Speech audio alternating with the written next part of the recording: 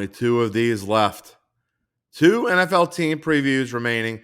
We have gone through 30 of the 32 teams in the NFL. We're about to get through the 31st team in the NFL, and it's one that a lot of bettors out there think could win the Super Bowl.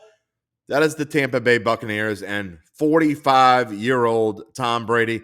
This is bet.nola.com, powered by the Datitude Podcast. I am Jim Derry, and I don't know about the Tampa Bay Buccaneers. I don't want to give a spoiler alert this early, but when the heck is that downfall? I don't want people, when Tom Brady actually starts the downfall, I don't want people to say, see, I told you this was the year, because you've probably been saying it for the last 6 years.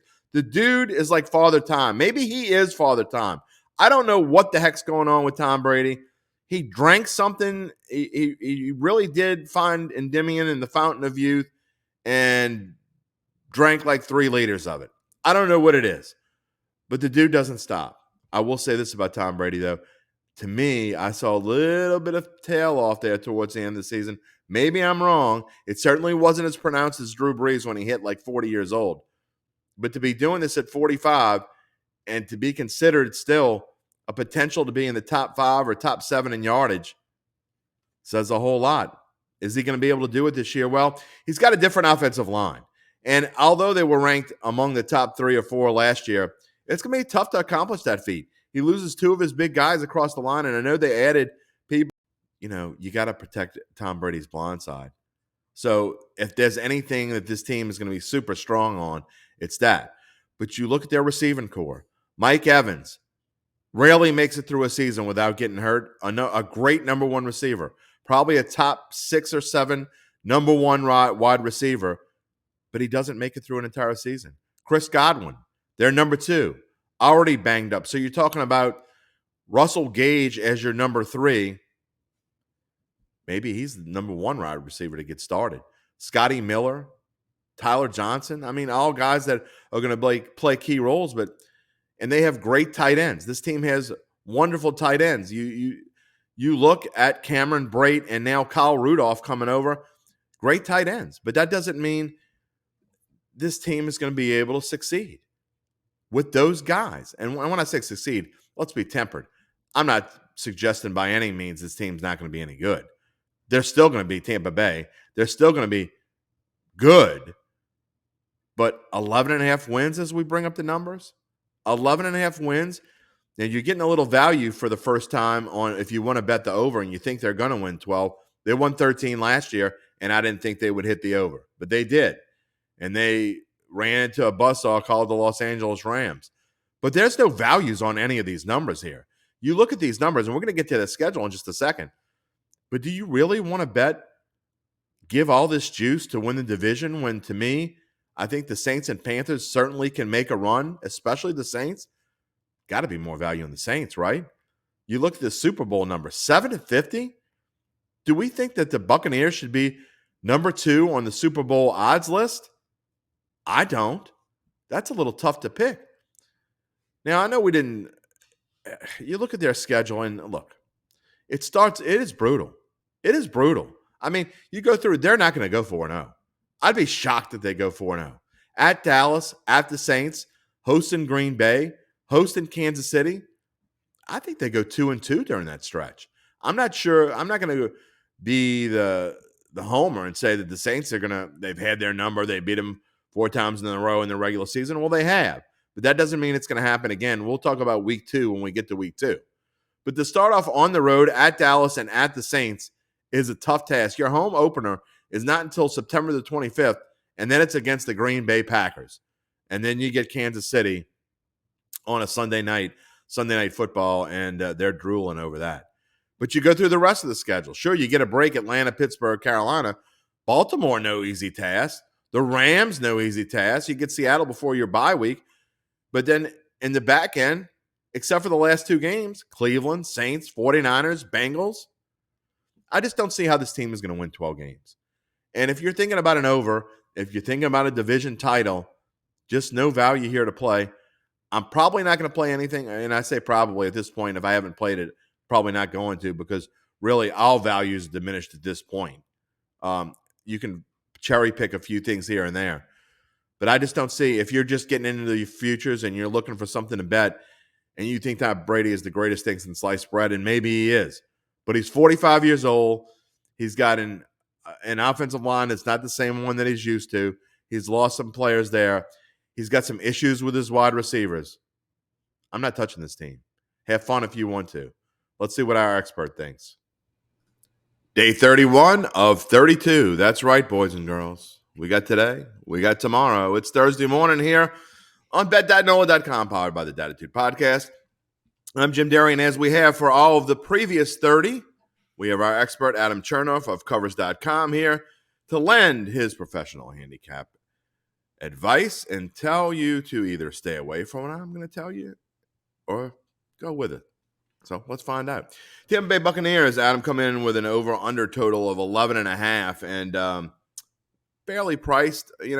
Actually, you're getting a little juice on the under. You got to pay juice on the under. So if you want to go over the 11.5, then you're getting value. And so far, Tom Brady and company have shown they can do that. But it scares me this year with some of the changes that have been made. And I know that they had one of the best offensive lines in the NFL last year. And you talk about some of the changes that were made there. Tom Brady at 45. I know every time you doubt him, you're proven wrong, but it just something screams this year. You cannot bet this over. I'm not sure I would be rushing to go bet an under here. I don't see any value anywhere else. This is a team I'm probably not going to play any kind of way because there is zero value anywhere. But if I had to take one, I would take the under. I don't think Tampa Bay wins 12 games. This is a fun one. Much better than the Panthers we talked about yesterday. So do we want to start where you left off on the O-line, the missing pieces? Do we want to go to Todd Bowles? Where do we go here? You go wherever you want to go, Mr. Chernoff. Okay. The tough part here is there's a lot of things missing. And what I mean by that is Kappa's gone. Jensen is hurt. Marpet retired. That O-line now has 2 starters on it, younger guys, but they're both hurt. And so where does the depth come from? That's concerning. No matter who you have as a quarterback, that's a big issue. But it's going to be a team without Chris Godwin for a while. Now we're looking at Mike Evans dealing with some issues in camp. Russell Gage is banged up. And so the depth all of a sudden at skill position is a concern. And so as much as I want to really like this team, what does that kind of look like? And I mean, what everyone's talking about now is Tom Brady all the way there, disappeared for 11 or 12 days in camp, came back with a new face. Did he get surgery? Like we had to see that interview and wonder what's happening here. And on top of all of this, I loved Todd Bowles as a defensive coordinator. One of my biggest gripes in the NFL as a whole is great coordinators do not stay coordinators. They seem to have this need to jump into the head coaching role, and organizations almost encourage that. Todd Bowles as a defensive guy running a defense is brilliant, and he's one of the most aggressive defensive coordinators in the league. That was a large part into why this defense was so successful a year ago under his guidance. Now he steps into the head coaching role. Is it going to be a situation where he steps aside and it becomes Brady and Leftwich running the offense themselves? Or is it going to be a situation like Bowles with the New York Jets in his last head coaching role where he was a complete disaster and the defense fell off of a cliff? So there's so many questions that I have about this team. I don't know what to necessarily make of it because the quarterback position can overcome all of it. But it seems like the first time that I can remember in Brady's career where he went into a season, there's been times where he hasn't had the best skill guys, but it's never seemed as uncertain as this. And when you consider that they're one of the 2 highest priced teams in the NFL, I just don't know what to make of it. It's a weird situation around this entire Bucs team in the offseason. You just scared a bunch of Saints fans when you talked about defensive coordinators becoming head coaches. We'll talk about that tomorrow. Tomorrow we have an interesting take on that with how the Saints have broken down. But this is a very different situation from the Saints where Carmichael's been around for as long as I've been alive, essentially, where Leftwich is still that new offensive coordinator coming into a role. This is a weird one, a really weird one. Let me ask you. I mean, like I said, you can doubt Tom Brady, and every year he proves you wrong. But at some point, it's going to happen. And you could tell me if I'm wrong, but it looked to me like, in watching Drew Brees as he went along in those last couple of years, he would be fine for about 10, 12 weeks, and then just kind of like fade off at the worst time. And to me, I saw little hints of Tom Brady in the latter part of the season, and then in the playoffs, and he had the big comeback against the Rams, and they almost came back to win. So it's kind of contradictory, but there were moments when I saw that Tom Brady maybe was fading just a little bit. The difference between Brady and Breeze is that with Breeze, there was a noticeable decline in Yeah, arm that's strength. true. Like it went from everything deep downfield, great accuracy, putting the ball right where it needed to be, to like look visibly struggling to push the ball Yeah, that's past true. the first down marker. I don't see that with Brady yet, and I think that makes a really big difference. But I will say that I do agree with you. Last year when you're watching it, it just seemed different. There was something to it that wasn't like that just blank expectation that you're like, okay, they're not done yet, or they're not out of it, or you have to keep scoring if you're betting on the other team because it's Brady, they're going to come back. That just, it wasn't quite all there. And so I don't know how much that plays into this year, but I don't, it's just at least early on, there's a lot of things that seem uncertain here. And Adam, lastly, when you talk about the Bucks, their schedule to me is just brutal, especially in the front half. And you look at it: Dallas, the Saints, the Packers, the Chiefs.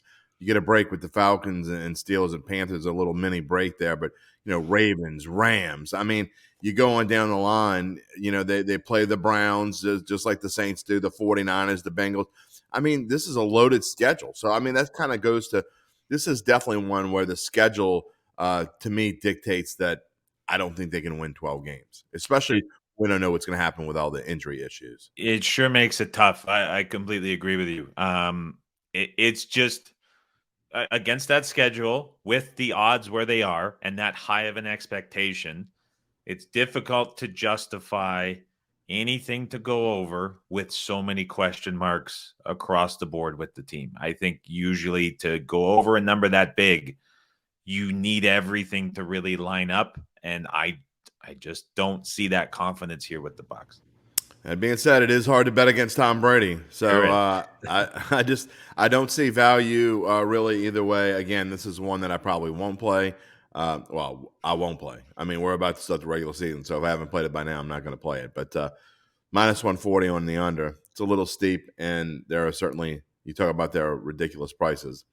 Nothing to Let's see get to the here. Saints. That's where the interest is here, and that's where the betting should happen. A lot of interest in the Saints. I There think sure I is. think we'll have some. Let's finish it off. Day 32 coming tomorrow. Talk to you then when we bring up the New Orleans Saints.